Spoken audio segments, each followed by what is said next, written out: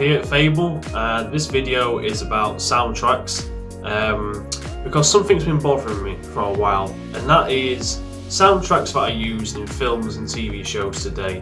Why they're so generically poor, like so generically washed out, that they're not memorable, they're not iconic, they're not catchy, and it's not really emphasising on the moment on screen. It's not taking advantage of setting the atmosphere for a certain character on screen or for a certain scenario that's happening within the scene on screen. Why is that? What's happening? Yes, you get a few rare hidden gems here and there from the likes of the big names that you can always rely on, such as Hans Zimmer and Thomas Newman, for example, but apart from that, a lot of it is generic. Now, I want to take you back a little bit to some more, let's say, iconic soundtracks, but also some iconic characters, etc. So, Spider-Man, right? Very well-known character, and has had many movies over years, etc. Now, the original Tobey Maguire Spider-Man series. Now, the soundtrack that was used throughout the main theme of Spider-Man was iconic. It represented that whole heroic theme within Peter Parker and Tobey Maguire's Peter Parker, the whole build-up of his story and how he's basically like trying to balance his normal personal life as Peter Parker and his heroic alter hero life as Spider-Man. And the soundtrack captures it beautifully, so well that two composers use the same soundtrack within that trilogy. So that just sums up. And knowing that, well, when you talk to people about Spider-Man, a lot of them remember Tobey Maguire films. Yes, that might be because of nostalgia, but a lot of it is because the soundtrack also hits them in the head and they think, yeah, that's exactly iconic. That's exactly why it's iconic. And you move it on a little bit. You move it on to the Amazing Spider-Man films. Now, let's be honest, the original Amazing Spider-Man soundtrack was pretty damn average. It was so average that if you ask people what is the soundtrack for Amazing Spider-Man, we'd be like, what? That film exists? Never mind the soundtrack. Yes, but it was a pretty underwhelming film, and the soundtrack that was used for it was poor, and there's no iconic theme Spider-Man. It was poorly done. So much so that a brand new composer was basically drafted in for Amazing Spider-Man 2. And who was it? Let's just say it was the GOAT, Hans Zimmer. Hans Zimmer was unleashed in Amazing Spider-Man 2.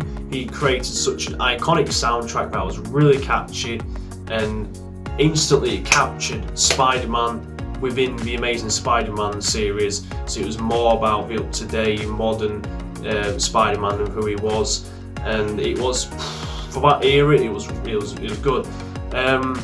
I want to go back on the iconic thing. I don't think it was iconic because not many people will remember that soundtrack that well, to be honest, but it is a high quality soundtrack. It deserves to be up there on the list of one of the best soundtracks used for any superhero character or for any character within any movie franchise, that's for sure.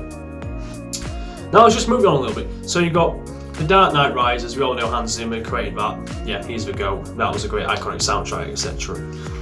But you start to look at some of the films that have the iconic soundtracks, and it does start dropping off a little bit, to be honest with you. Like, you've got a few gems here and there of the sci-fi films, such as Interstellar, such as The Martian, and then you got some hidden gems recently, 1917 and Fury, etc., some of the war films.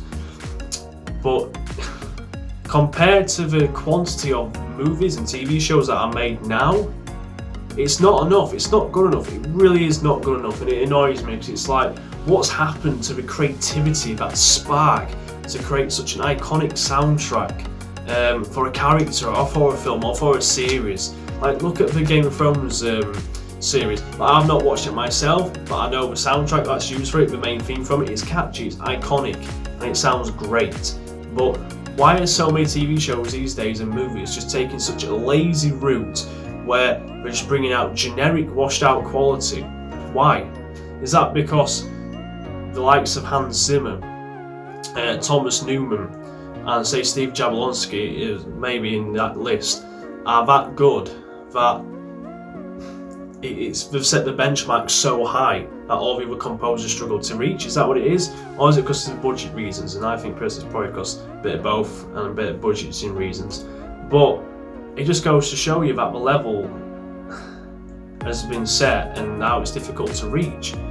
But the problem is, I don't think it's that. I think personally, like a lot of movies and TV shows now, looking at the soundtrack as an afterthought. It's all about the visual effects and how it looks in 4K on screen, etc. And obviously you've got the storyline what have you to make the film and show, obviously. But soundtracks are afterthought and they shouldn't be an afterthought. And that's why we're so lucky to have Hans Zimmer. Because Hans Zimmer comes in every now and again to rescue a franchise or a movie and gives it a killer soundtrack. You're like, right, yes, that's why we need a musical soundtrack composer. Because that sets the scene. That sets the atmosphere, and that sets the character as a whole. So it's very disappointing when I watch a new show or a new movie and it's like the soundtrack's so dull and weak. It's like, it grinds my gears. Creativity that could have been used and unleashed within.